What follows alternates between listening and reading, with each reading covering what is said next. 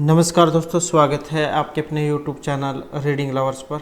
दोस्तों, आज की जो वीडियो इसमें हम करने वाले हैं हरियाणा में जो सीईटी में जो आपका ग्रुप डी वाला जो एग्ज़ाम हाल ही में होने वाला है, और ये जो हम क्वेश्चन करने वाले हैं आपके ग्रुप डी के अलावा एचएससी का कोई अन्य एग्ज़ाम हो, चाहे इसमें आपका स्टेट वाला एग्ज़ाम है, DT+B वाला एग्ज़ाम है या फिर कोई अन्य एग्ज़ाम है, तो ये जो क्वेश्चन है आपके सभी एग्ज़ामों के लिए वेरी इंपॉर्टेंट है।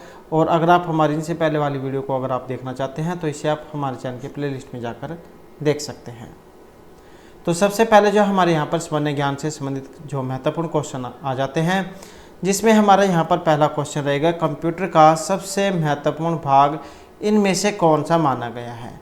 CPU, कीबोर्ड, प्रिंटर या फिर डिस्क? तो कंप्यूटर का सबसे महत्वपूर्ण भाग तो सभी जानते हैं, यहाँ पर जो CPU है उसको कहा जाता है, और CPU जो है इसको सेंट्रल प्रोसेसिंग यूनिट कह देते हैं। और समस्त मुख्य प्रोसेसिंग का जो काम है यहीं पर होता है। P3, 4, AMD, इंटेल वगैरह के जो हैं ये CPU के कुछ उदाहरण हैं।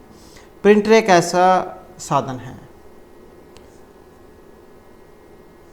जो किसी भी डॉक्यूमेंट को प्रिंट करता है, और डिस्क सूचना स्टोर करने के लिए कंप्यूटर में इस्तेमाल होती है। और डिस्क भी दो प्रकार की होती है, हार्ड और फ्लॉपी डिस्क। नेक्स्ट आ जाता है पारिस्थितिकी निकाय के रूप में आर्द्रभूमि अर्थात बरसाती जमीन निम्नलिखित में से किस हेतु उपयोगी होती है? पोषक पुनः प्राप्ति एवं चक्रण हेतु, पौधों द्वारा अवशोषण के माध्यम से भारी धातुओं को अवमुक्त करने हेतु, तलछट रोककर नदियों का गादीकरण कम करने हेतु, या फिर उपयोग सभी? तो आर्द्रभूमि या इसके बारे में कौन सा यहाँ पर सही है? और यहाँ पर जो इसमें माना गया है जो ऑप्शन डी में आया है, अर्थात इन सभी को माना गया है। आर्द्रभूमि जो होती है गिल्ली भूमि, यह जलीय और तथा शुष्क स्थलीय परिस्थितिकी तंत्र के बीच के क्षेत्र हैं। इसमें पानी को सोखने और छानने के विशेष विशाल जलस्पंज होते हैं। ये पोषण पदार्थों की मात्रा को कम करके तलछटों को हटा देती है। जैसे कोई पानी है वो खराब है तो उसको जो छान कर साफ कर देती है। और पारिस्थितिकी निकाय के रूप में आर्द्रभूमि पोषक पुनः प्राप्ति एवं चक्रण हेतु, तलछट रोककर नदियों का गादीकरण कम करने हेतु, और पौधों के द्वारा अवशोषण के माध्यम से भारी वस्तुओं को अवमुक्त करने हेतु उपयोगी है। तो इसी कारण से जो यहाँ पर ऑप्शन डी इसका माना गया है। उसके बाद आ जाता है भारत के निम्नलिखित क्षेत्रों में से कौन से जैव विविधता की दृष्टि से उत्तेजनशील स्थल माने गए हैं? पूर्वी हिमालय, पूर्वी घाट, पश्चिमी घाट या पश्चिमी हिमालय? तो भारत के निम्नलिखित क्षेत्रों में से कौन से जैव विविधता की दृष्टि से उत्तेजनशील स्थल माने गए हैं? उत्तेजनशील जो यहाँ पर स्थलों की अगर हम बात करें तो ऑप्शन बी जो है इसको यहाँ पर माना गया है, केवल 1 और जो 3 हैं इसको यहाँ पर माना गया है, पूर्वी हिमालय और पश्चिमी घाट।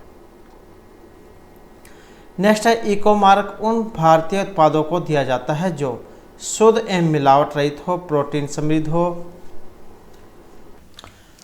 उसके बाद जो नेक्स्ट है यहाँ पर सी पर्यावरण के प्रति मैत्रीपूर्ण हो या आर्थिक दृष्टि से व्यवहार्य हो। तो इको मार्क उन भारतीय उत्पादों को दिया जाता है, और यहाँ पर देखें तो ऑप्शन जो है सी को माना गया है, जो पर्यावरण के प्रति मैत्रीपूर्ण हो, अर्थात जिनके उत्पादन से बनाने से जो पर्यावरण है उसमें कोई हानि न हो। और ये जो प्रमाण पत्र है आपने देखा होगा ISO इस प्रकार से लिखा हुआ, तो ये जो प्रमाण पत्र है ब्यूरो ऑफ इंडियन स्टैंडर्ड के द्वारा वर्ष 1931 से दिया जा रहा है। इसका जो उद्देश्य है ये उपभोक्ताओं में पर्यावरण के प्रति जागरूकता को बढ़ाना है। उसके बाद जो नेक्स्ट है हमारा विश्व पर्यावरण दिवस ये मनाया जाता है दिसंबर 1, 5 जून, 14 नवंबर या 15 अगस्त को। तो विश्व पर्यावरण दिवस ये मनाया जाता है, और ये मनाया जाता है प्रतिवर्ष 5 जून को, जो ऑप्शन बी में है। उसके बाद जो नेक्स्ट क्वेश्चन है, दो भिन्न समुदाय के बीच का समक्रांति क्षेत्र कहलाता है? इकोटाइप, इकेड, इकोस्फीयर या फिर इकोटेन? तो दो भिन्न समुदाय के बीच का समक्रांति क्षेत्र। और इसको कहा जाता है, जो ऑप्शन डी में है, तो यह है इकोटोन। इकोटोन जो है दो बायोम के मध्य का संक्रमणकालीन या अतिव्यापन का क्षेत्र होता है, जिसमें बायोम के पादप जो है इसमें पाए जाते हैं। उसके बाद है सर्वाधिक जैव विविधता कहाँ पाई जाती है? उष्ण कटिबंधीय वर्षा वनों में, शीतोष्ण कटिबंधीय वनों में, शंकधारू वनों में या उत्तरी ध्रुवीय वनों में। तो जैव विविधता कहाँ पर पाई जाती है सबसे अधिक? और यह पाई जाती है उष्ण कटिबंधीय वर्षा वनों में। इन वनों का जो विस्तार है 10 डिग्री उत्तर से 10 डिग्री दक्षिण अक्षांशों के बीच पाया जाता है। और उष्ण कटिबंधीय वर्षा वनों को जैव विविधता का भंडार स्रोत भी कहा गया है। जैव विविधता उष्ण कटिबंधीय वनों में सबसे समृद्ध है, क्योंकि इसमें स्थलीय स्पीसीज निरंतर जीवित एवं प्राचीन समुदाय से संबंधित जीवों में पर्यावरण अनुकूल की प्रवृत्ति, गर्म तापमान, उच्च आर्द्रता और पादपों में बहिष्करण की ऊंची दर और ऊर्जा प्राप्ति की अधिकता होती है। तो ये जो जैव विविधता जो है ये उष्ण कटिबंधीय जो वर्षा वन है इनमें होती है 10 डिग्री उत्तर से 10 डिग्री दक्षिण अक्षांशों के बीच में। उसके बाद जो नेक्स्ट है हमारा, एक मनुष्य के जीवन को पूर्ण रूप से धारण करने के लिए आवश्यक न्यूनतम भूमि को क्या कहते हैं? जीव, जात, परिस्थितिकी पदछाप, जीवोम या निकेत। तो एक मनुष्य के जीवन को पूर्ण रूप से धारणीय करने के लिए आवश्यक न्यूनतम भूमि को क्या कहा जाता है? और इसको जो कहा जाएगा यहाँ पर ऑप्शन बी में आया है, तो ये परिस्थितिकीय पदछाप कहलाता है। नेक्स्ट जो हमारा यहाँ पर रहेगा, निम्नलिखित में से किस एक को छोड़कर बाकी सभी देश की प्राकृतिक पूंजी में सम्मिलित किए जाते हैं? वन, जल, सड़कें या फिर खनिज। तो इनमें से किस एक को छोड़कर बाकी सभी देश की प्राकृतिक पूंजी में सम्मिलित किए जाते हैं? और यहाँ पर इनमें देखें तो ऑप्शन रहेगा सी वाला, तो ये है सड़कें। वन, जंगल और खनिज किसी भी देश की प्राकृतिक पूंजी होते हैं, जबकि सड़कें प्राकृतिक पूंजी के अंतर्गत नहीं आती हैं। उसके बाद आ जाता है चिपको आंदोलन मुख्य रूप से किसके विरुद्ध हुआ था? ये चिपको आंदोलन क्या था? जल प्रदूषण, ध्वनि, वन या सांस्कृतिक प्रदूषण। तो चिपको आंदोलन क्या था? चिपको आंदोलन था पेड़ों से लिपटकर पेड़ पौधों को कटाई से रोकना। तो इसका जो संबंध है यहाँ पर ऑप्शन सी वनों की कटाई से है। और ये जो चिपको आंदोलन है इसका प्रारंभ उत्तराखंड में गौरा देवी ने प्रारंभ किया था और यह वनों की कटाई को रोकने के लिए प्रारंभ किया गया था। और इस आंदोलन की शुरुआत 1973 में उत्तर प्रदेश और वर्तमान जो उत्तराखंड है इसके चमोली जिले के गोपेश्वर नामक स्थान से हुई थी। और 1987 में इस आंदोलन का राइट लिवलीहुड पुरस्कार से सम्मानित किया गया था। सुंदरलाल बहुगुणा, गौरा देवी, सुदेश देवी, चंडी प्रसाद भट्ट इस आंदोलन से जुड़े हुए हैं। सुंदरलाल बहुगुणा को आपने नाम सुना होगा। उसके बाद जो नेक्स्ट है 59वें राष्ट्रीय फिल्म पुरस्कारों में किसे सर्वश्रेष्ठ अभिनेत्री घोषित किया गया था? करीना कपूर, प्रियंका चोपड़ा, रानी मुखर्जी या विद्या बालन को। तो जो 59वें राष्ट्रीय फिल्म पुरस्कार हुए थे और इसमें जो यहाँ पर माना गया है ऑप्शन डी विद्या बालन को। तो ये जो है यहाँ पर जो वर्ष 2011 में जो प्रदर्शित फिल्में थी उनके लिए दिया गया था 7 मार्च 2012 को। उसके बाद है निम्नलिखित में से कौन सा सही सुमेलित है? त्रिशूल सतह से सतह पर एक प्रक्षेपास्त्र है, पृथ्वी वायु से वायु में प्रक्षेपास्त्र है, नाग एंटी टैंक प्रक्षेपास्त्र है या पिनाका हल्का वायु युद्धक है। तो यहाँ पर सही कौन से वाला है? और यहाँ पर देखें ऑप्शन सी रहेगा नाग एंटी टैंक प्रक्षेपास्त्र है।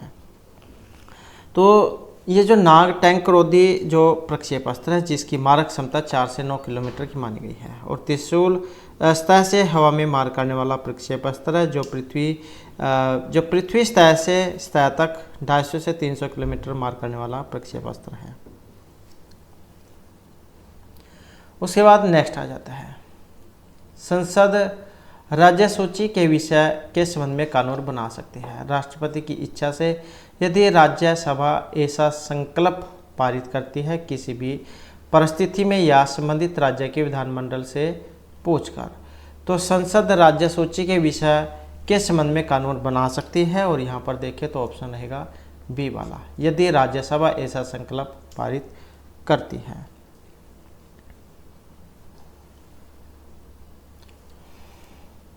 उसके बाद है लोकसभा और राज्यसभा की संयुक्त बैठक किसके द्वारा बुलाई जाती है, आहूत की जाती है, राष्ट्रपति, लोकसभा के अध्यक्ष, संसद या राज्यसभा के सभापति के द्वारा।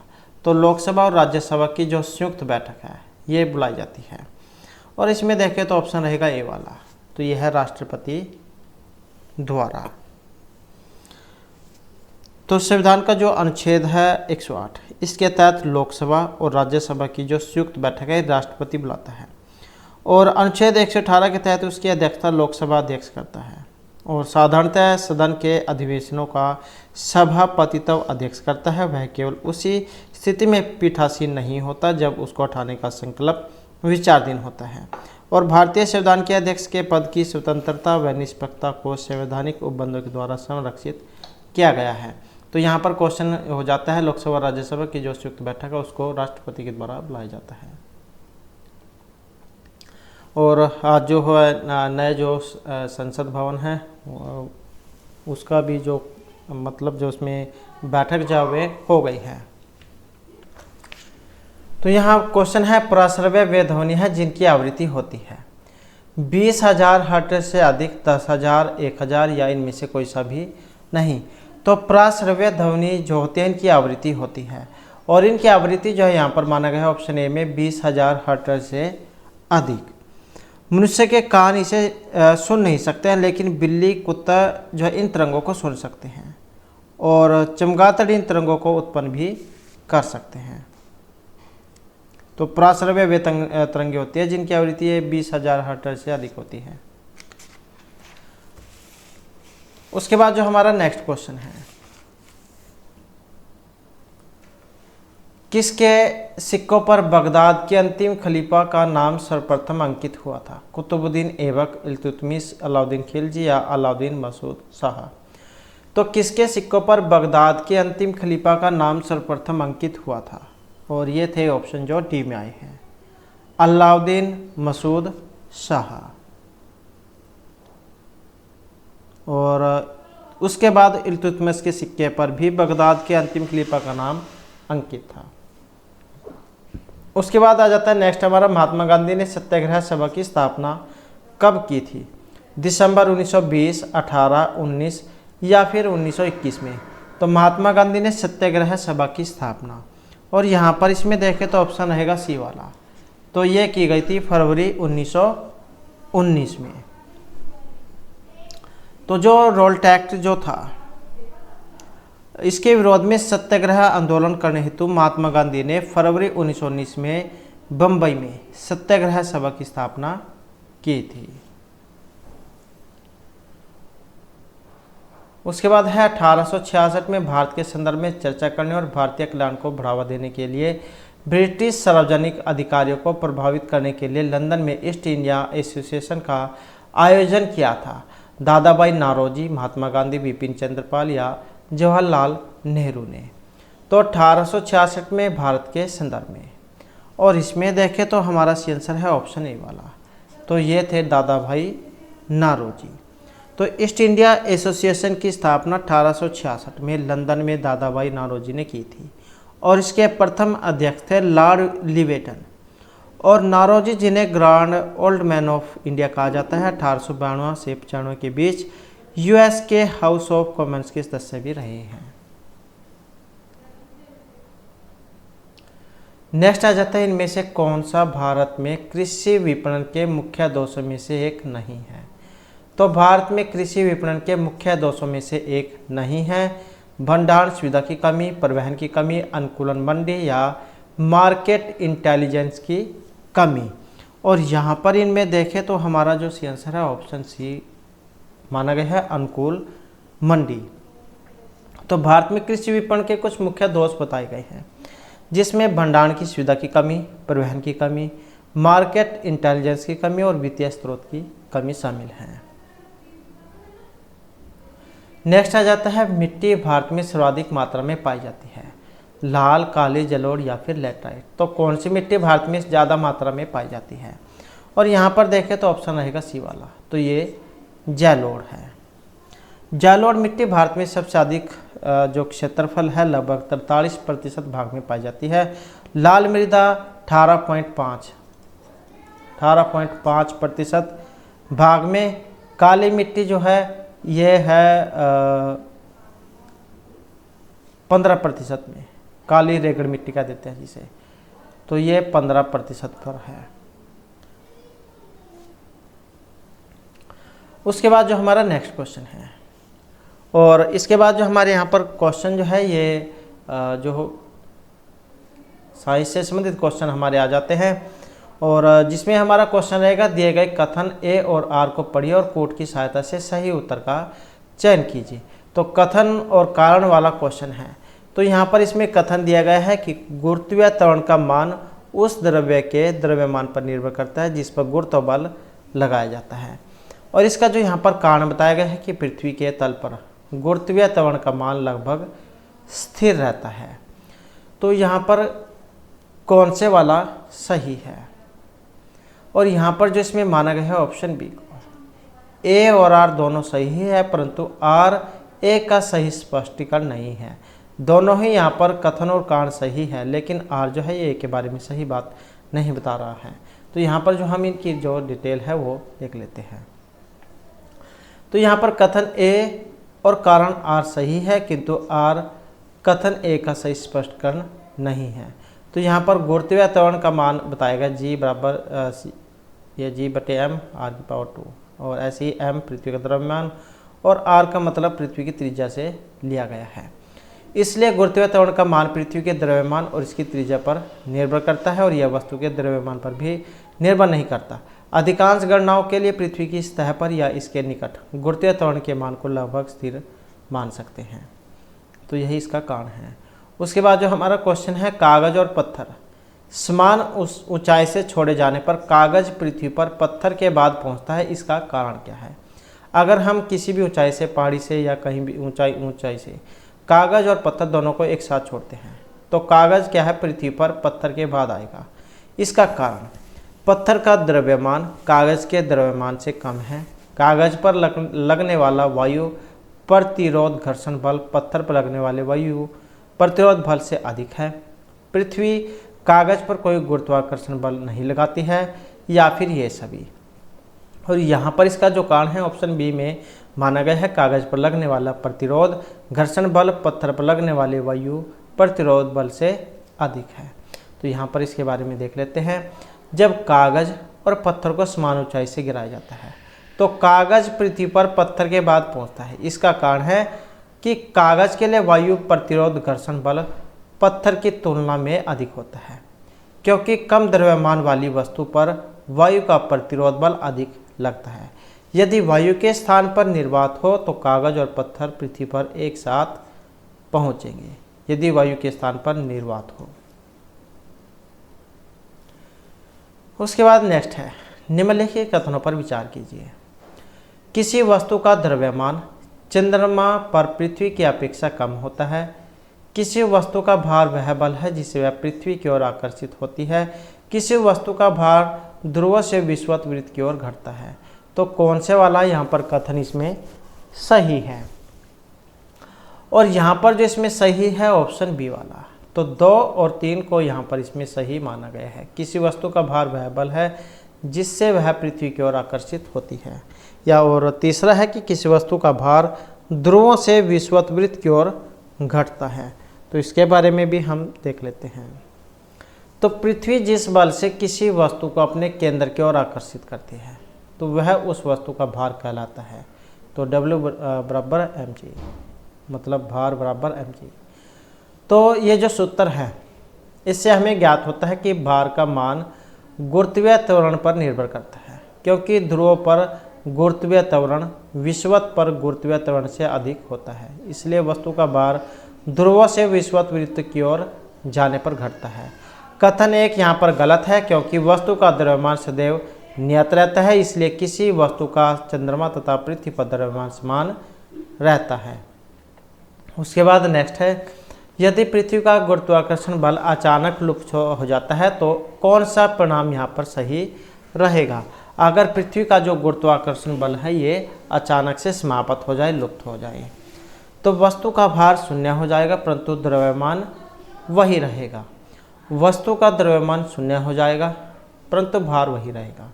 वस्तु का भार और तथा द्रव्यमान दोनों शून्य हो जाएंगे, वस्तु का द्रव्यमान बढ़ जाएगा। तो यहाँ पर इनमें कौन से वाला सही है? और यहाँ पर इनमें देखें तो रहेगा ऑप्शन ए वाला। तो अगर पृथ्वी का गुरुत्वाकर्षण बल अचानक से लुप्त हो जाए तो वस्तु का भार शून्य हो जाएगा परंतु द्रव्यमान वही रहेगा। तो यहाँ पर इसके बारे में देख लेते हैं क्या कहा गया है। यदि पृथ्वी का गुरुत्वाकर्षण बल अचानक से लुप्त हो जाता है तो वस्तु का जो भार है वो तो हो जाएगा समाप्त, शून्य, परंतु द्रव्यमान जो वही रहेगा, क्योंकि वस्तु का द्रव्यमान एक नियत राशि है। यह एक स्थान से दूसरे स्थान पर वस्तु को ले जाने पर परिवर्तित नहीं होता, जबकि भार गुरुत्वीय त्वरण पर निर्भर करता है। गुरुत्वाकर्षण बल लुप्त होने पर गुरुत्वीय त्वरण का मान शून्य हो जाएगा, जिसके कारण वस्तु का भार शून्य हो जाएगा। उसके बाद जो नेक्स्ट है हमारा, यहाँ पर कथन ए और कारण दिए गए हैं, आपने सही बताना है। तो कथन की बात करें तो चंद्रमा पर किसी मानव का भार पृथ्वी पर भार की तुलना में 1/6 रह जाता है। इसका कारण है चंद्रमा पर पृथ्वी की तरह गुरुत्वाकर्षण नहीं है। अब यहाँ पर इसका कौन से वाला सही है? ऑप्शन सी ए सही है किंतु आर गलत है।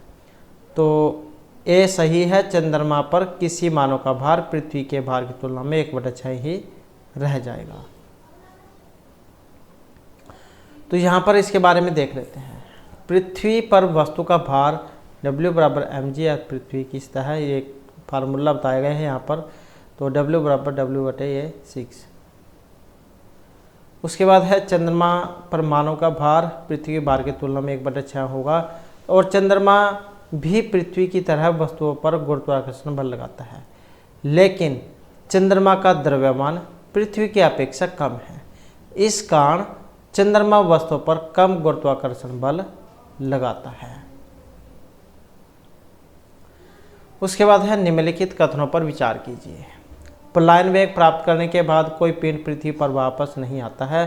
पलायन वेग पिंड के आकार पर भी निर्भर करता है। तो कौन सा वाला यहाँ पर इसमें सही है? और यहाँ पर माना गया है ऑप्शन सी को, तो दोनों ही यहाँ पर सही है। पलायन वेग प्राप्त करने के बाद कोई पिंड पृथ्वी पर वापस नहीं आएगा और पलायन वेग पिंड के आकार पर भी निर्भर करेगा। तो पलायन वेग वह न्यूनतम वेग है जिससे किसी वस्तु को ऊपर की ओर फेंके जाने पर वह पृथ्वी के गुरुत्वाकर्षण क्षेत्र से बाहर चली जाए और पुनः वापस न लौटे। पलायन वेग का यहाँ पर फार्मूला बताया गया है। पलायन वेग P = ये वर्गमूल 2gr, r मतलब पृथ्वी की त्रिज्या से है और g का मतलब गुरुत्वीय त्वरण से लिया गया है। यदि पिंड का आकार बढ़ता है तो पिंड की त्रिज्या भी बढ़ेगी, अर्थात पिंड का पलायन वेग उसके आकार पर भी निर्भर करेगा। उसके बाद आ जाता है चंद्रमा पर वायुमंडल नहीं होने का कारण क्या है? पृथ्वी के निकट है, सूर्य से प्रकाश प्राप्त करता है, पृथ्वी की परिक्रमा करता है, या इस पर गैस अणु का पलायन वेग उनके वर्ग मध्यम मूल वेग से कम है। तो चंद्रमा पर वायुमंडल न होने का कारण, और ये ऑप्शन डी में बताया गया है, इस पर गैस अणु का पलायन वेग और उनके वर्ग मध्य मूल वेग से कम है। तो यहाँ पर बताया गया है कि चंद्रमा पर वायुमंडल नहीं होने का कारण, इस पर गैस अणुओं का पलायन वेग और उसके मध्य इनके वर्ग मध्य मूल वेग से कम है। चंद्रमा है, इस पर पलायन वेग का मान 2.4 किलोमीटर है, जो कि पृथ्वी की तुलना में बहुत कम है। इस कारण इसकी सतह पर उपस्थित गैस और वायु के कण अपने अति वेग के कारण पलायन कर जाते हैं और वायुमंडल अनुपस्थित रहता है। उसके बाद है निम्नलिखित में से तुल्यकालिक उपग्रह की मुख्य विशेषता कौन सी है? यह उपग्रह 24 घंटे में पृथ्वी के परितः परिक्रमण करते हैं। इसकी पृथ्वी तल से ऊंचाई 35,830 किलोमीटर है। ये विषुवत तल में पृथ्वी के परितः चक्कर लगाते हैं, या फिर ये सभी। तो इनमें से तुल्यकालिक उपग्रह की मुख्य विशेषता कौन सी है? और यहाँ पर देखें तो ऑप्शन रहेगा डी वाला, तो ये सभी। तो तो पृथ्वी का ऐसा उपग्रह है जिसका परिक्रमण काल पृथ्वी के अपने अक्ष पर परिक्रमण काल के बराबर हो अर्थात 24 घंटे हो, तुल्यकाली उपग्रह या भू-स्थिर उपग्रह कहलाता है। और इस प्रकार के उपग्रह पृथ्वी तल से 35,830 किलोमीटर की ऊंचाई पर स्थित होते हैं और ये उपग्रह पृथ्वी के विषुवत तल में पश्चिम से पूर्व की ओर पृथ्वी की परिक्रमा करते हैं। नेक्स्ट आ जाता है ध्रुवीय उपग्रह की विशेषता। ये ध्रुवों के प्रीत हैं, मतलब चारों ओर उत्तर दक्षिण दिशा में गमन करते हैं। ये पृथ्वी के अक्ष पर पश्चिम से पूर्व की ओर गमन करते हैं। इनके पृथ्वी पृष्ठ से ऊंचाई 500 से 800 किलोमीटर तक होती है। इनका उपयोग पर्यावरण अध्ययन, सुदूर संवेदन इत्यादि के लिए किया जाता है। तो यहाँ पर कौन सा सत्य है? यहाँ पर माना गया ऑप्शन थी 1, 3 और 4 को। यहाँ पर 1, 3 और 4 को सही माना गया है। ध्रुव के परितः उत्तर दक्षिण दिशा में गमन करता है। इनकी पृथ्वी पृष्ठ से ऊंचाई 500 से 800 किलोमीटर है और इनका उपयोग पर्यावरण अध्ययन, सुदूर संवेदन इत्यादि के लिए किया जाता है। तो यहाँ पर इनकी भी डिटेल दी गई है, उसको देख लेते हैं। तो जो उपग्रहों की विशेषताएं हैं कि वे उपग्रह जो पृथ्वी के चारों ओर ध्रुवीय कक्षाओं में परिक्रमण करते हैं उन्हें कहते हैं ध्रुवीय उपग्रह। और ध्रुवीय उपग्रह की कक्षा उत्तर दक्षिण होती है और ध्रुवीय उपग्रह पृथ्वी की सतह से 500 से 800 किलोमीटर दूरी पर स्थित होते हैं। और इन उपग्रहों का उपयोग पर्यावरण अध्ययन, मौसम संबंधी भविष्यवाणियाँ और पृथ्वी की सतह के अंदर खनिज पदार्थ इत्यादि की खोज में किया जाता है। जैसे हाल ही में जो उपग्रह चंद्रमा पर भेजे गए हैं। तो यहाँ पर जो कथन 2 ध्रुवीय उपग्रह की विशेषता नहीं है, क्योंकि केवल तुल्यकाली उपग्रह पृथ्वी के अक्ष पर पश्चिम दिशा से पूर्व दिशा की ओर गति करते हैं। तो यह ध्रुवीय उपग्रह की विशेषता नहीं है। उसके बाद जो हमारा यहाँ पर नेक्स्ट क्वेश्चन है, तो यहाँ क्वेश्चन है निम्नलिखित में से कौन से लक्षण सिंधु सभ्यता के लोगों का सही चित्रण करते हैं? उनके विशाल महल और मंदिर होते थे, वे देवी और देवताओं दोनों की पूजा करते थे, वे युद्ध में घोड़ों द्वारा खींचे गए रथों का प्रयोग करते थे। तो कौन सा लक्षण जो यहाँ पर सिंधु सभ्यता के लोगों का सही चित्रण करता है? कोट वाला क्वेश्चन है। यहाँ पर देखें तो हमारा ऑप्शन जो बी को माना गया है, केवल 2 देवी और देवताओं दोनों की पूजा करते थे। उसके बाद है सिंधु घाटी सभ्यता वैदिक सभ्यता से भिन्न थी, क्योंकि इनके पास विकसित शहरी जीवन की सुविधाएं थी, इनके पास चित्रलेखा लिपि थी, इनके पास लोहे और रक्षा शस्त्रों के ज्ञान का अभाव था, या फिर ये सभी। तो सिंधु घाटी संस्कृति वैदिक सभ्यता से भिन्न थी। तो इसका जो यहाँ पर कारण है ऑप्शन डी में माना गया है, अर्थात ये सभी। इनके पास विकसित शहरी जीवन की सुविधाएं थी, इनके पास चित्रलेखा लिपि थी, इनके पास लोहे और रक्षा शस्त्रों के ज्ञान का अभाव था। तो ये सभी कारण यहाँ पर माने गए हैं। उसके बाद है एक उन्नत जल प्रबंधन व्यवस्था का साक्ष्य प्राप्त हुआ है आलमगीरपुर, धौलावीरा, लोथल या कालीबंगा से। तो एक उन्नत जल प्रबंधन व्यवस्था का साक्ष्य प्राप्त हुआ है और यहाँ पर देखें तो ऑप्शन रहेगा बी वाला, तो ये हुआ है धौलावीरा से।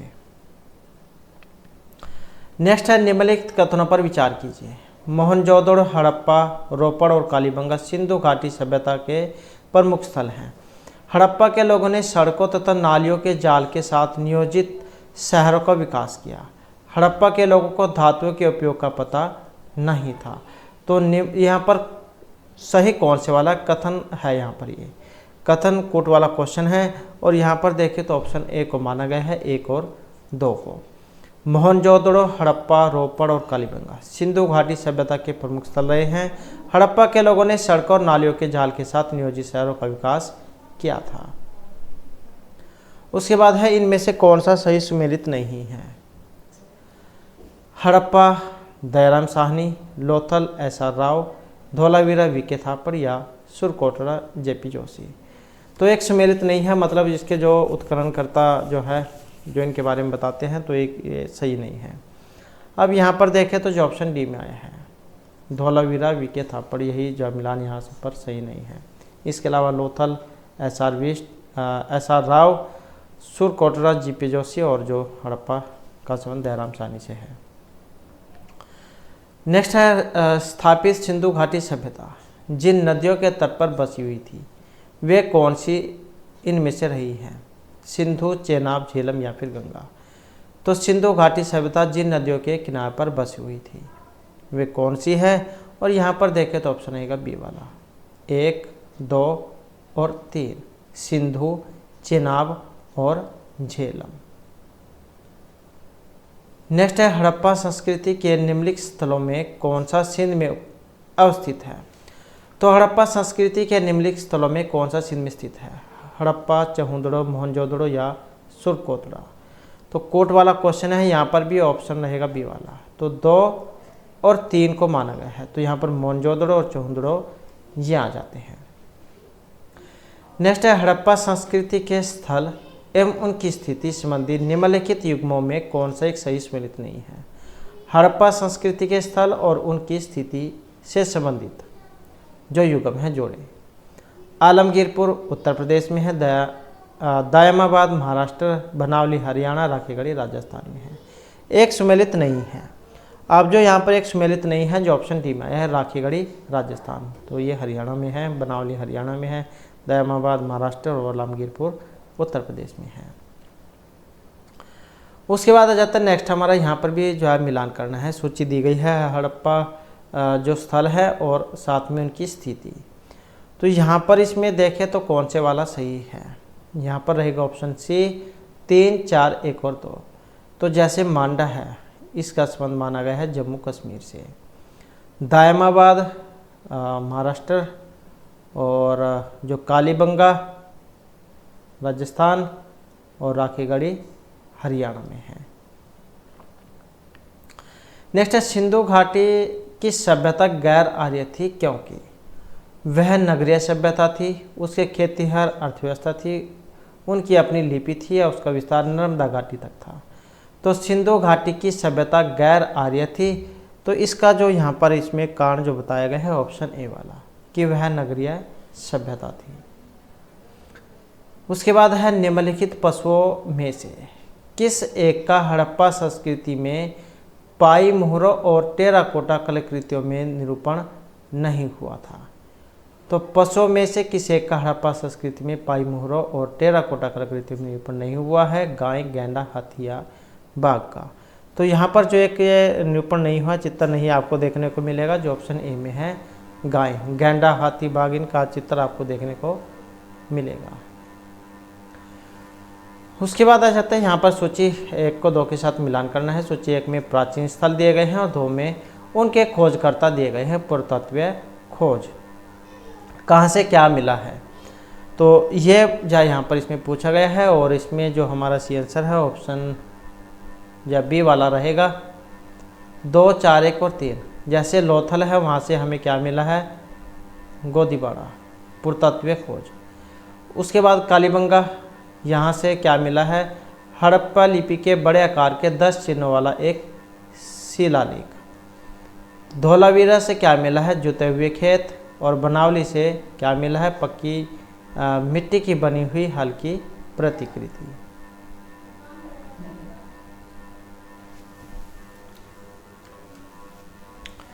इसके बाद जो हमारे यहाँ पर जो तर्क शक्ति जैसे संबंधित जो हमारे क्वेश्चन आ जाते हैं, जिसमें हमारा जो पहला क्वेश्चन रहेगा उस विकल्प का चयन करें जिसमें शब्दों के बीच वही संबंध है जो दिए गए शब्दों के समूह के बीच में है। जैसे हल्दी है, हल्दी जो है ये मसालों के अंतर्गत आती है।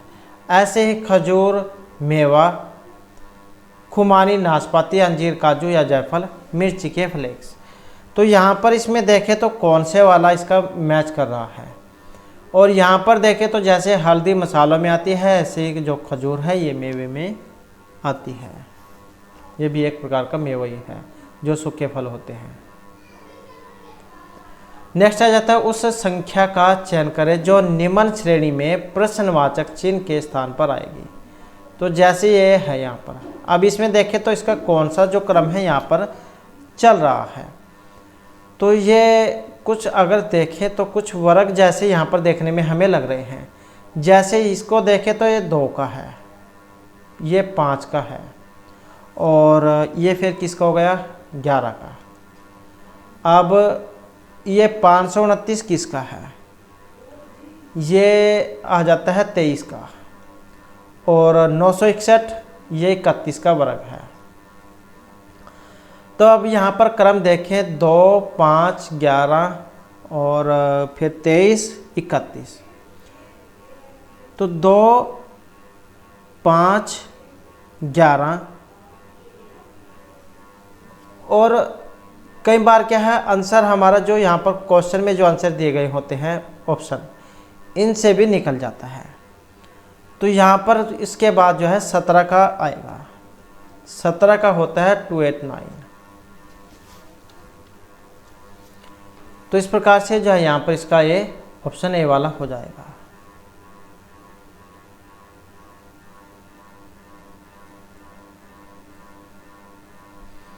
उसके बाद है किसी कोड भाषा में GUM को हम इस प्रकार से लिखते हैं। तो उसी भाषा में जो ये WX है उसको हम कैसे लिखेंगे। तो यहाँ पर पहले हमें ये जो कोड है इसका पता होना चाहिए किस तरीके से यहाँ पर कोड इसमें आया है। तो ये जो GUM है, पहले हम इनकी जो संख्या है उसको देख लेते हैं। तो आप AEJOTY ये आपको याद होनी चाहिए, 1, 5, 10, 15, 20, 25। अब इस संख्या के अनुसार आप जल्दी जल्दी से इसमें देख सकते हैं कि यहाँ पर कौन सा शब्द किस उसमें आएगा। तो यहाँ पर इसमें देखें तो कुछ, अगर इसको हम ध्यानपूर्वक देखें तो यहाँ से भी आपको पता लग सकता है, यहाँ से नहीं अगर आप पता लगता है तो यहाँ से आपको पता लग जाएगा। जैसे G है, अब G जो है यहाँ पर अल्फ़ाबेटिकली कौन से नंबर पर आता है, तो ये आता है 7वें नंबर पर। और U किस नंबर पर आता है, STU ये आता है 21वें नंबर पर। ऐसे ही M, MNO तो ये कौन से नंबर पे आएगा, 13वें नंबर पर। अब यहाँ पर अगर हम इसमें देखें तो यहाँ पर इनका वर्ग है, जैसे 7 है, 7 का वर्ग 49, 21 का वर्ग हो गया 400 ये वाला 41, 13 का हो गया 169। तो यहाँ पर क्या है, इनका वर्ग हो रहा है। अब आप आसानी से यहाँ पर इनका वर्ग जो करके देख सकते हैं। W कौन से नंबर पे आएगा, 23वें नंबर पर आएगा, 1 ये पहले पे है, और X जो है ये 24वें नंबर पर है। तो इनका अब आप वर्ग करके देख सकते हैं। वर्ग जब हम करेंगे ऑप्शन C वाला इसका आ जाएगा। तो ये वर्ग चल रहा है यहाँ पर। उसके बाद है यहाँ पर कथन और निष्कर्ष का क्वेश्चन है। तो यहाँ पर इसमें कथन दिया गया है कि सभी कारें ट्रक है, कुछ बसें कार है। तो इसके लिए आपको डायग्राम बनाना होगा। सभी जो कार हैं ट्रक है, सभी कारें ट्रक हैं, कुछ बसें कार हैं, कुछ बसें ये होगी बस, कुछ बसें कारें हैं। तो इसका मतलब कुछ हिस्सा। अब यहाँ पर निष्कर्ष अगर हम देखें, सभी कारें बसें हैं, सभी कारें बसें हैं। तो यहाँ पर सभी नहीं है, कुछ थी, कुछ बसें कारें हैं, क्योंकि बस जो है कुछ ही थी कारें। और यहाँ पर दिया गया है कि सभी कारें बसें हैं, तो गलत हो जाता है। कुछ बसें ट्रक है, अब ये बस है ये ट्रक है। तो जब इसका इसके साथ संबंध है, यहाँ पर इसका हिस्सा है, तो यहाँ पर भी देख सकते हैं इसका थोड़ा सा हिस्सा है, तो इसका मतलब कुछ ही हिस्सा है। अब सभी ट्रक बसें हैं, सभी ट्रक ये हो गए ट्रक, बसें हैं। तो यहाँ पर अगर हम देखें तो कुछ ही हिस्सा है, सभी नहीं है। तो इसी कारण से ये भी गलत हो गया। अब कौन सा बचा, ऑप्शन 2 वाला। तो 2 वाला अब हम देख लेते हैं कौन से में बना है, और 2 वाला जो है यहाँ पर ऑप्शन C में आया है। तो इस तरीके से आप इन क्वेश्चनों को हल कर सकते हैं। नेक्स्ट है 4 शब्द दिए गए हैं, जिनमें से 3 किसी प्रकार एक जैसे हैं और एक अलग है। तो वो अलग ही आपने बताना है। जैसे DVR होता है, GMF है, OVG, HFE, तो कौन से वाला है यहाँ पर इसमें अलग है। तो अलग जो है कौन सा है, और यहाँ पर देखें तो ऑप्शन सी को माना गया है, HFE। यहाँ पर अगर हम देखें तो ABCD चौथे पर है, V कौन से पे है, 22वें, और R 18। और यहाँ पर अगर हम देखें G 7 नंबर पर है, M 13वें नंबर पर है, F 6 नंबर पर है। HFE की बात करें तो H 8वें नंबर पर है, F 6 नंबर पर, और E 5वें नंबर पर है। OVG की अगर हम बात करें तो O 15वें नंबर पर है, V 22वें नंबर पर है, और जो G है ये 7वें नंबर पर है। अब यहाँ पर इसमें देखें तो कौन से वाला अलग है। अब यहाँ पर भी देखें तो इसमें कुछ क्रम बनाया गया है। वैसे अगर आप इनको देखोगे तो 18 और 4 22 होते हैं, ये 22 होते हैं, 7 और 6 13 होते हैं, 15 7 22 होते हैं, 8 और 5 13 होते हैं। अब यहाँ पर तो आप इसमें जो है उलझ जाओगे कि क्योंकि इसमें भी संख्या 13 आ रही है, यहाँ पर भी 7 और 6 13 आ रही है, यहाँ पर 18 4 22 आ रही है, यहाँ पर भी 15 7 22 आ रही है। लेकिन अगर अब यहाँ पर अगर हम देखें 18 और 4 जो बीच में है ये 22 होते हैं, और यहाँ पर देखें तो 7 और 6 13 होते हैं जो बीच में है। यहाँ पर देखें तो 15 7 22 जो यहाँ पर बीच में आया है ये वाला, यहाँ पर अगर देखें 8 और 5 13 होते हैं, जो बीच में 6 दिया गया है, तो यहाँ पर 13 होना चाहिए, तो इसी कारण से ये अलग है। उसके बाद है निम्न शब्दों को तर्कपूर्ण तथा अर्थपूर्ण क्रम में व्यवस्थित करें। तो इनको सही क्रम में आपने लगाना है। तो यहाँ पर इनमें देखें तो साइंस से संबंधित क्वेश्चन है। अब माइक्रोन, मील, किलोमीटर वगैरह दिए गए हैं इसमें। तो सबसे पहले जो यहाँ पर माइक्रोन होता है, सबसे पहले होगा माइक्रोन। सब ये माइक्रोन होता है 10⁻⁶ मीटर।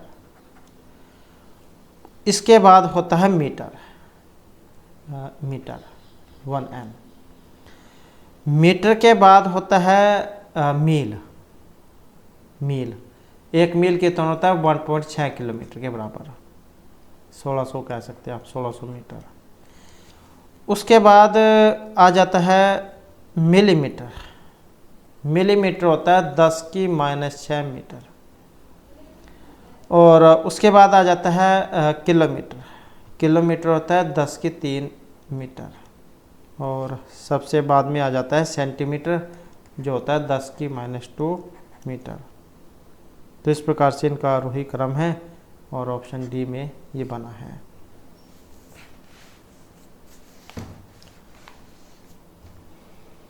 नेक्स्ट आ जाता है कौन सी दो संख्याएं परस्पर बदलनी चाहिए ताकि दिया गया समीकरण सही हो जाए।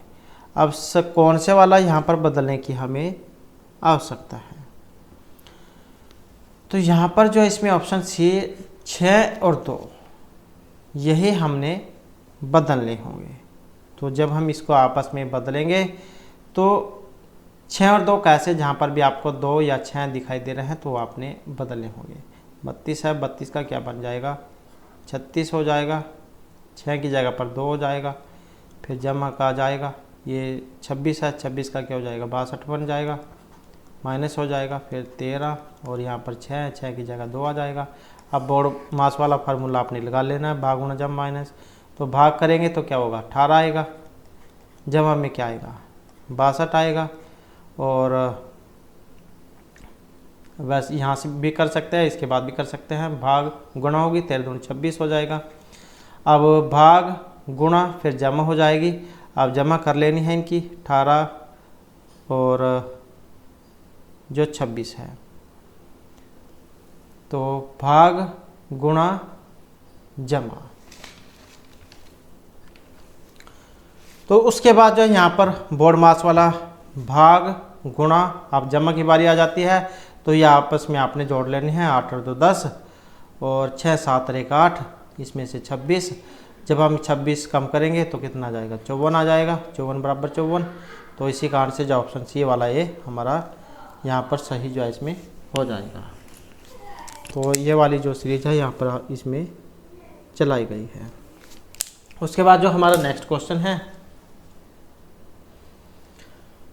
तो दिए गए पैटर्न का ध्यानपूर्वक अध्ययन करें तथा उस चिन्ह का उस संख्या का चयन करें जो प्रश्नवाचक चिन्ह को प्रतिस्थापित करेगी। तो यहाँ पर जो क्वेश्चन मार्क है, अब इसके अनुसार आपने बताना है। तो यहाँ पर कौन सा क्रम जहाँ चलाया गया है, 10 49 33, तो कौन से वाला यहाँ पर क्रम है। अब यहाँ पर अगर हम देखें 10 3 है 14 है, तो 10 में से अगर हम 3 कम करते हैं तो 7 आता है, और 7 का दोगुना 7 दूनी 14 हुआ है। यहाँ पर अगर हम वैसे ही देखें 49 में से अगर हम 15 कम करते हैं तो कितना आएगा, 49 में से 15 कम करके 9 5 गई 4 और 3 1 2, तो इसकी वैसे ही दुगुना, तो 4 दूनी 8 2 दूनी ये 3, तो 9 5 गए 4 4 बते गए 3 और 34 दूनी 68 ये है। अब इसी प्रकार से हम यहाँ पर इसको चलाए तो कौन सा फिर बनेगा, तो यहाँ पर भी वैसे ही जा कम करके देख लेते हैं। 33 में से 19 जो है हम कम कर लेते हैं। 33 में से जब हम 19 कम करेंगे तो कितना आएगा, 13 मते जो है 9 गई, कितना हो जाएगा 4, और उसके बाद यहाँ पर 2 में से गए 1 और गुणा में 2 4 दूनी 28। तो यहाँ पर इसके अनुसार फिर ऑप्शन सी जो है ये आएगा, और ऑप्शन सी वाला।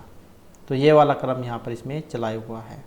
पहले इसमें से कम करने हैं, उसके बाद जो भी आएगा उसको 2 से गुणा करना होगा। नेक्स्ट है यहाँ पर a प्लस बी का अर्थ b a की बहन है, और माइनस का मतलब a b का पिता, गुणा का मतलब पुत्र, और भाग जो है इसका मतलब पिता से लिया गया है। तो ये जो संख्या दी गई है ये किस प्रकार से संबंधित होगी। तो यहाँ पर वैसे ही आपने जैसे जैसे चिन्ह है, कोई जमा का मतलब बहन, तो इसी प्रकार से आपने रख लेने हैं। और जब हम इसको यहाँ पर रखेंगे तो ऑप्शन बी जो यहाँ पर इसका निकल कर आएगा, तो ये इसकी भांजी है।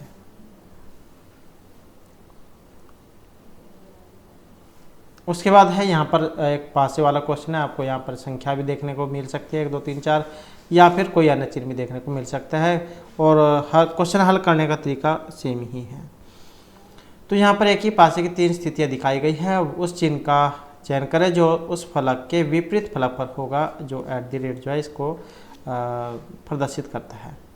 तो यहाँ पर इसकी जगह पर बताना है कौन सा आएगा, इसके विपरीत मतलब कौन सा आएगा। @ जो है यहाँ पर भी @ है, इसमें भी @ है। तो यहाँ पर फिर इसमें अलग है। अब इसकी जगह पर कौन सा आएगा, यहाँ पर अगर हम देखें इसको क्रम को पलटने पर, तो जैसे ये एन का निशान है, और फिर ऐसे अगर हम इसको चलाएं उसके बाद @ आ जाएगा और ये स्टार आ जाएगा। इसी प्रकार से यहाँ पर इसमें सेम है, ये भी सेम है, यहाँ पर भी सेम है। तो इसको अगर हम देखें तो क्या होगा, यहाँ पर इसमें ये सेम है, ये वाला और ये वाला, तो एंड के नीचे एंड आ जाएगा यहाँ पर। और इस प्रकार से अगर हम इसका भी यहाँ पर क्रम ये वाला चलाएं, तो अब इसकी जगह पर @ जो है इसकी जगह पर आएगा हैशटैग, और स्टार की जगह पर जो ये वाला चिन्ह आ जाएगा। तो यहाँ पर अगर हम देखें तो फिर जो है इसमें हैशटैग वाला ये निकल के आएगा। उसके बाद है यहाँ पर आकृति दी गई है, और उस पर जो प्रश्नवाचक चिन्ह है इसको प्रतिस्थापित करेगी, तो वही आपने यहाँ पर बतानी है। तो ये आकृतियाँ हैं यहाँ पर, और इसमें कौन से वाली बनेगी? 1, 5, 9, 15। और यहाँ पर त्रिभुज या बिल्कुल जैसे त्रिभुज होती है वैसे दी गई है। तो इसमें अगर क्रम देखें तो 1 और 4, अगर हम त्रिभुज को छोड़ दें तो 1 और 4 5 होते हैं, 5 और 4 9 होते हैं। 9 और 6 15 होते हैं, और 15 और 6 21 होते हैं। तो 21 तो यहाँ पर हो गए, शुरू में 2 4 है, उसके बाद 6 हैं। अब आ जाती है यहाँ पर आकृति की बारी।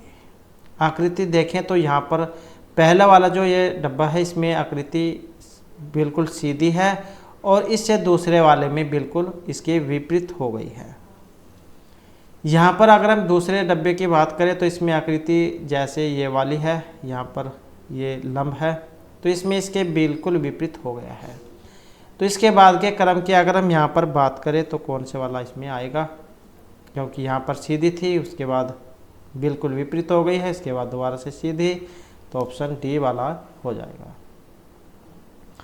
वैसे नहीं आपको यहाँ पर संख्या का पता लगता है तो ये त्रिभुज आप देख सकते हैं कि कौन सी वाली त्रिभुज यहाँ पर चल रही है, इससे भी फिर आप अंदाजा इसका लगा सकते हैं।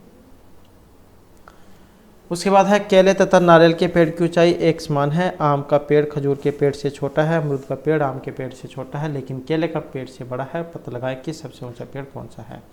जैसे यहाँ पर ये केले के पेड़ दिए गए हैं, इसकी जगह पर आदमी व्यक्ति भी दिए गए होते हैं कई बार, या पुस्तकें दी गई होती हैं, तो बात एक ही है, कोई सा भी हो।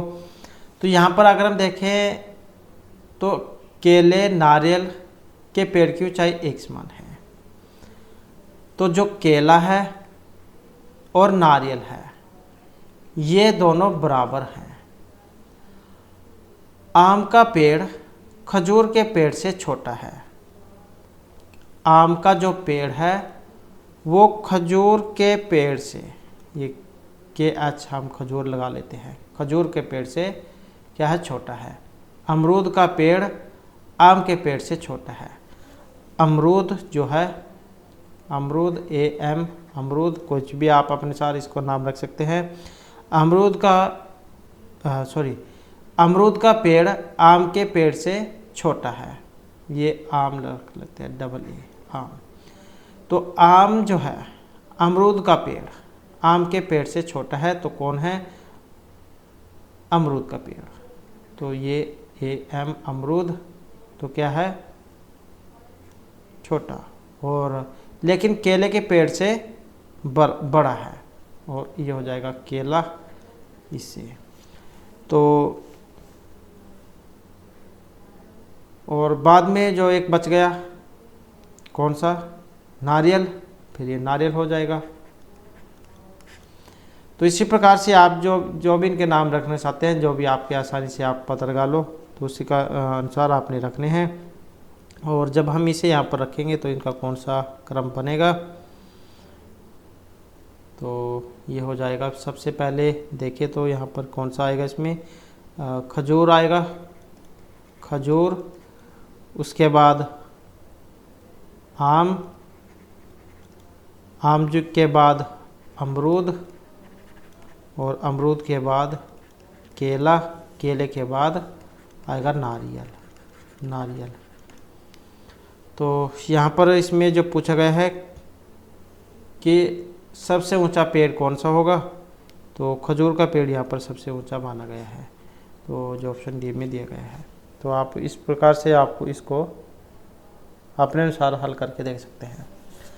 उसके बाद है, यदि किसी मास के 11वें दिन शनिवार हो तो उसी मास की 27वीं तारीख को कौन सा दिन होगा, सोमवार, शनिवार, शुक्रवार या फिर रविवार। और यहाँ पर देखिए ऑप्शन है ये वाला, तो ये होगा सोमवार। तो वैसे विषम दिनों की संख्या आप निकाल सकते हैं। तो जैसे 11 तारीख है, 11 तारीख से 27 तारीख के बीच कितने दिन होंगे, 16 दिन होंगे। 16 को आप 7 से भाग करके देख ले कितना आएगा, 7 दूनी 14, 2 दिन बचेंगे। तो 2 दिन क्या है यहाँ पर, शनिवार, शनिवार है, शनिवार में 2 दिन जोड़ लो तो ये सोमवार हो जाएगा, सोमवार। और जो ऑप्शन ए में है। उसके बाद है निम्नलिखित श्रृंखला में एक संख्या गलत है और कौन से वाली है। यहाँ पर भी अगर हम इसमें देखें 104, 17 है, 30, 45, 56, 169 और इसमें देखें तो 104 और 17 में 13 अक्षर का गैप है। 117 से 30 के बीच में देखें तो यहाँ पर भी 13 ही बनते हैं। 130 से 45 में देखें तो यहाँ पर भी 13 होने चाहिए थे, यहाँ पर 15 बन रहे हैं। कितने बन रहे हैं? 15। यहाँ पर इसको और इसको देखें तो यहाँ पर भी कितने हैं? 13 को अगर देखें तो 6, 3, 9 और 5 और 1, 6। तो यहाँ पर ही जो है गड़बड़ हो रही है 145 पर, क्योंकि यहाँ पर 13 13 चल रहा है तो 143 होना चाहिए था। तो यही यहाँ पर गड़बड़ इसमें हो रही है। तो जो ऑप्शन बी में है।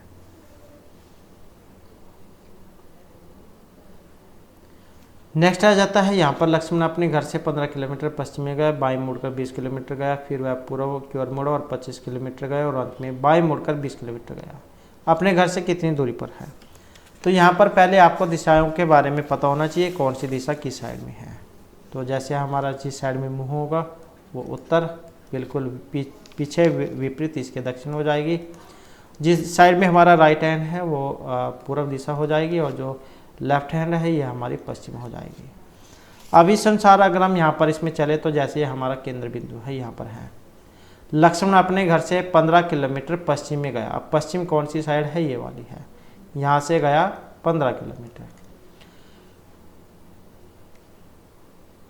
15 किलोमीटर पश्चिम में गया, फिर वह बाईं मुड़कर 20 किलोमीटर गया। अब यहाँ पर जब हम चलेंगे तो मुँह कौन साइड में होगा? इस साइड में। और फिर इसका जो लेफ्ट हैंड है बायां यही होता है, ये बाईं साइड और ये दाईं साइड। अब जो बाईं साइड है मतलब हमारी लेफ्ट हैंड है, उस साइड में हमने मोड़ना है। और जब हम लेफ्ट हैंड मोड़ेंगे बाईं साइड में तो 20 किलोमीटर चलेंगे। तो यही है हमारा, यहाँ पर यहीं पर चलना होगा 20 किलोमीटर। अब हमारा जो मुँह है वो दक्षिण की साइड में है, तो यहाँ पर क्या है 20 किलोमीटर मुड़े, वह फिर पूर्व की ओर मुड़ा और 25 किलोमीटर गया। अब पूर्व कौन सी साइड है? ये वाली साइड है, तो पूर्व की साइड में हमने मुड़ना होगा। पूर्व की साइड में जब हम मुड़ेंगे तो 25 किलोमीटर हमने चलना होगा, क्योंकि यहाँ से हमारी इस साइड में ही पूर्व बनती है। तो यहाँ पर चलना होगा हमें 25 किलोमीटर और अंत में वह बाएं मुड़कर 20 किलोमीटर चला। तो अब यहाँ पर देखें तो उसका मुँह कौन सी साइड में है? पूर्व में है। अब अंत में वह बाएं, अब उसका बाएं कौन सा होगा? बाएं मतलब लेफ्ट हैंड। लेफ्ट हैंड उत्तर की साइड है तो यहीं पर चलना होगा। और कितना? 20 किलोमीटर। तो इसी की साइड में 20 किलोमीटर हो जाएगा। तो यहाँ से ये उसका घर था, वह अपने घर से कितनी दूरी पर था? ये उसका घर है और यहाँ से यहाँ तक के बीच में जो दूरी है कितनी है? तो यहाँ पर दूरी आसानी से आप अब इसमें देख सकते हैं कितनी है। अब ये और ये अगर हम देखें, यहाँ से अगर हम यहाँ पर देखें तो ये भी 15 होती है, क्योंकि ये 20 है। तो ये और ये वाली ये भी यहाँ तक 15 होनी चाहिए। और 15 से आगे कितनी है? तो 25 में से 15 आप कम कर सकते हैं। 25 में से अगर हम 15 कम करेंगे, 5 में 5 के 0 1, तो 10 किलोमीटर। तो कितनी होगी? ये और ये दूरी कितनी होगी? 10 किलोमीटर की, जो यहाँ पर बी में दी गई है। अब ये तो बात हो गई यहाँ पर किलोमीटर की, 10 किलोमीटर। अगर पूछ लिया जाए जैसे यहाँ पर उस जब 20 किलोमीटर बाद में अंत में आया तो उसका मुंह कौन सी साइड में था? तो मुंह था उसका उत्तरी साइड में। और वहाँ से बाईं साइड में उसका घर कौन सी साइड में है? तो ये यहाँ पर है। यहाँ से जब इस साइड में रह गया तो ये पश्चिम साइड में रह गया यहाँ से।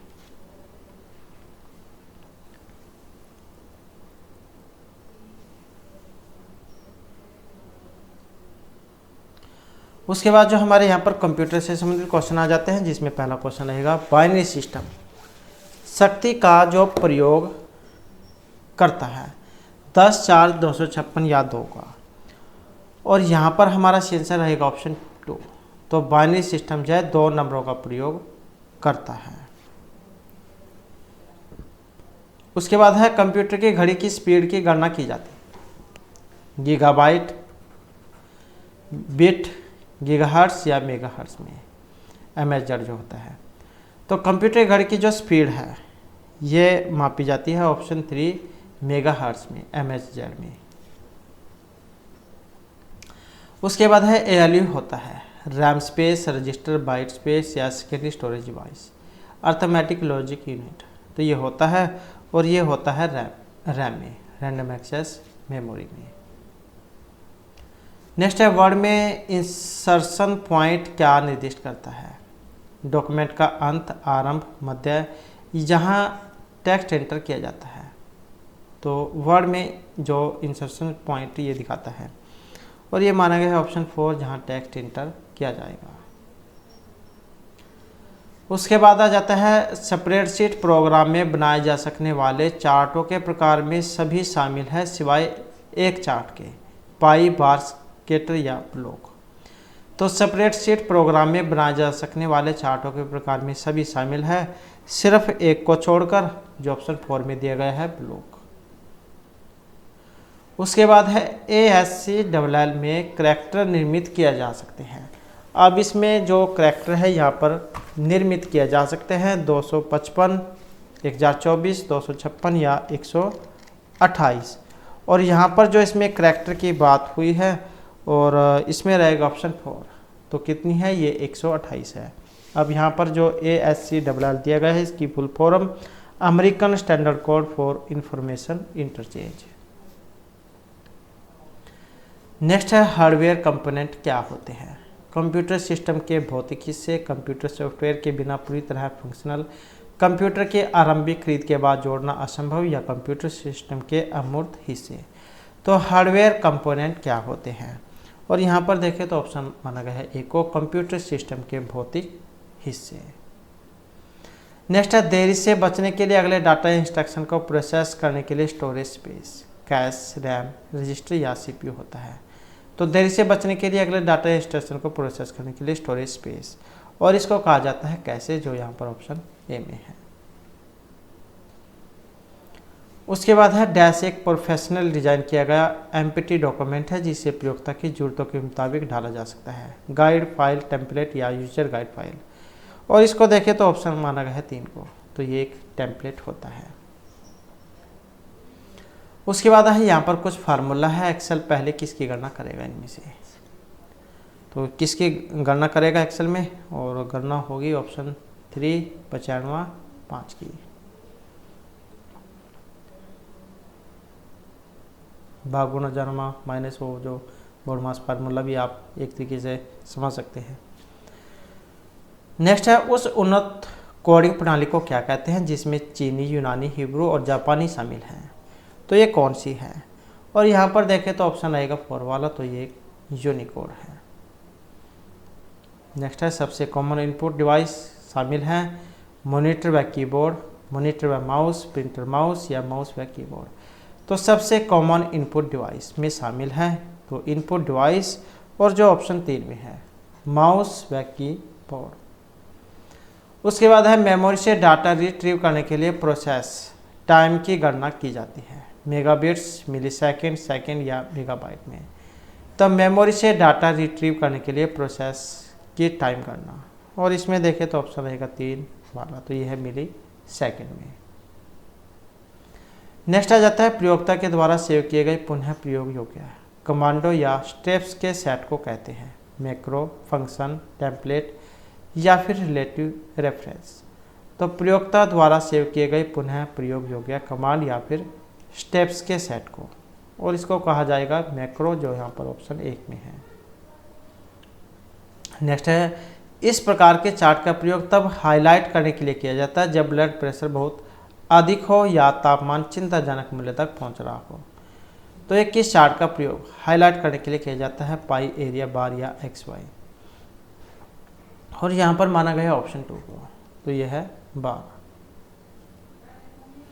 नेक्स्ट है डाटा के 1024 बाइट एक होते हैं, मेगाबाइट के बराबर, गीगाबाइट, किलोबाइट या टेराबाइट।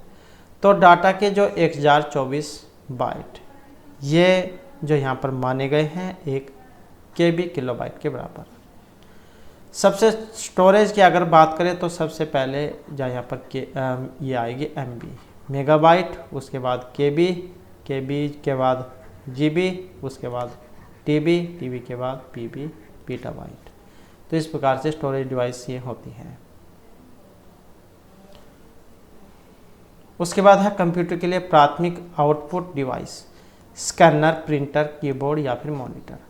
तो कंप्यूटर के लिए प्राथमिक आउटपुट डिवाइस जो यहाँ पर ऑप्शन 4 में आई है, तो ये मॉनिटर जो है यहाँ पर आउटपुट डिवाइस का उदाहरण है।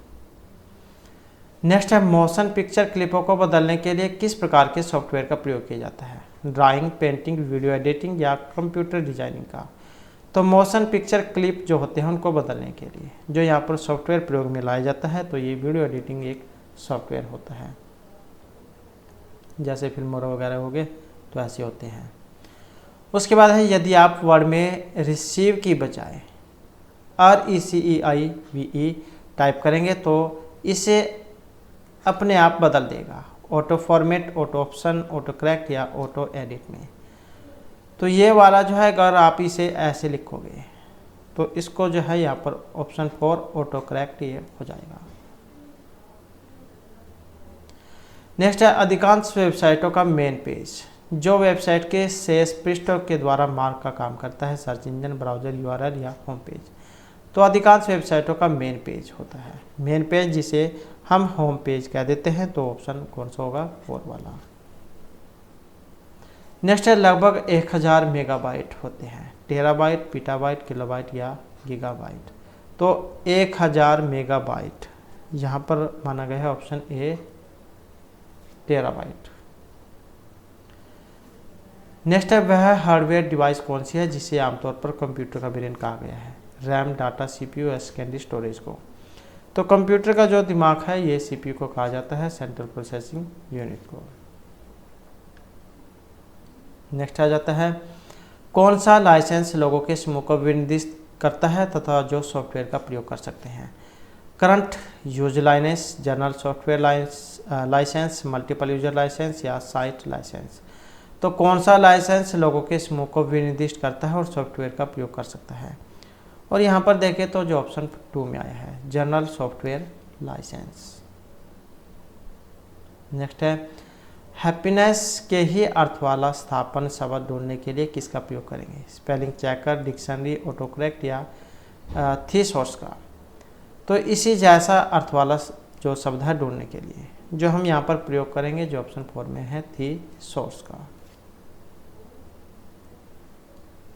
उसके बाद है ईमेल खाते के स्टोरेज एरिया को सामान्यतः कहते हैं, अटैचमेंट, हाइपरलिंक, IP एड्रेस या फिर मेल बॉक्स। तो ईमेल खाते की स्टोरेज एरिया को सामान्यतः जो यहाँ पर कहा जाता है तो इसे मेल बॉक्स कहा जाता है। नेक्स्ट है आज सामान्यतः उपलब्ध सबसे बड़ी स्टोरेज डिवाइस किस में स्टोर किए जा सकते हैं, KB, TB, PT या बिग बाइट। तो सामान्यतः उपलब्ध सबसे बड़ी स्टोरेज डिवाइस का उदाहरण कौन सा है, और जो यहाँ पर देखें ऑप्शन बी वाला तो ये TB है, TB टेराबाइट। अगर PB होता तो उसे हम पीटाबाइट कहते हैं।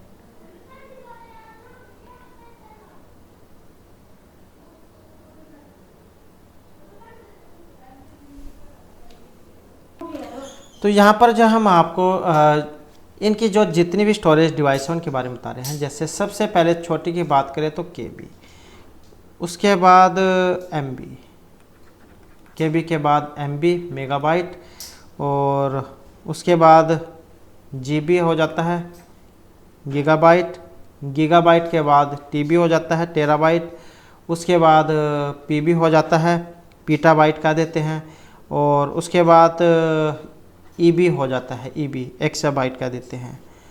उसके बाद ZB होता है ZB, उसे कह देते हैं जेटाबाइट, और इसके बाद होता है YB, इसे कह देते हैं योटाबाइट, और इसके बाद होता है BB, इसको कह देते हैं ब्रोंटोबाइट, और उसके बाद GB, एक और GB है ये वाली, इसको जियोबाइट कह देते हैं। तो इस प्रकार से ये होती है। नेक्स्ट है रैम व सेकेंडरी स्टोरेज डिवाइस प्राथमिक तौर पर डैश की दृष्टि से भिन्न होती हैं। उनमें पीरियड स्टोर किया जाता है, रैम स्थायी है और सेकेंडरी स्टोरेज अस्थायी है। रैम इनपुट स्वीकारती है, सेकेंडरी स्टोरेज डिवाइस नहीं है जिसके तरीके से इनमें डाटा स्टोर होता है। तो यहाँ पर एक इनमें से अलग है। अब अलग जो है ऑप्शन 4 वाला है, जिस तरीके से उसमें डाटा स्टोर होता है। नेक्स्ट है, निम्न में से किस प्रकार के मेनू को ड्रॉप डाउन मेनू भी कहते हैं? Fly out, cascading, pull down या पॉपअप को। और यहाँ पर देखें तो ऑप्शन 4 को माना गया है, ये होता है पुल डाउन। नेक्स्ट आ जाता है, वर्ड में पैराग्राफ की एडिटिंग करके टेक्स्ट को मार्जिन के संदर्भ में पुश डाउन किया जाता है। पेज के मार्जिन बदल जाते हैं, टेक्स्ट एक लाइन ऊपर चल जाता है, टेक्स्ट एक लाइन नीचे चल जाता है। तो वर्ड में पैराग्राफ की एडिटिंग करके। और यहाँ पर देखें तो ऑप्शन 1 को माना गया है, टेक्स्ट को मार्जिन के संदर्भ में पुश इन किया जाता है। तो इस प्रकार से जो हमारी आज की क्लास और जो है ये महत्वपूर्ण क्वेश्चन थे। और नेक्स्ट जो वीडियो होगी इसमें आपके लिए नए जो महत्वपूर्ण क्वेश्चन है वो लेकर आएंगे। और हमारे साथ अंत बनाने के लिए धन्यवाद।